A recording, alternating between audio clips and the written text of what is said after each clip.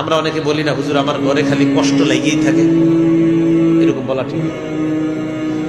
আপনি অসুস্থ হয়েছেন, আপনার ছেলে অসুস্থ হয়েছে, আপনার মেয়ে অসুস্থ হয়েছে, আপনার আব্বা আম্মা অসুস্থ হয়েছে, এরকম অসুস্থ হওয়ার পর তখন আপনি ইমাম সাহেবরা এসে বললেন, আর বললেন না ভালো নাই কেন? আমার জ্বর হয়েছে। আমি ভালো হওয়ার পর বিবি রয়েছে, বিবি ভালো হওয়ার পর ছেলে রয়েছে, ছেলে ভালো হওয়ার পর মেয়ে রয়েছে, আর বললেন না বালা মুসিবত লাগিয়েই থাকে করে। এরকম মাঝে মাঝে ভাই না? নবীজি সাল্লাল্লাহু আলাইহি সাল্লাম কি বলে দেখেন, তিরমিজি শরীফের 2399 নম্বর হাদিস।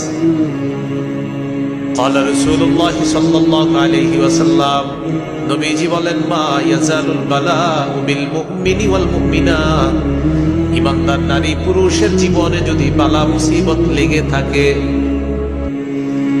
মুমিন নারী পুরুষের জীবনে যদি বালা মুসিবত লেগে থাকে, লেগে থাকার পর ওই মুমিন কারো কাছে কিছু বলে না।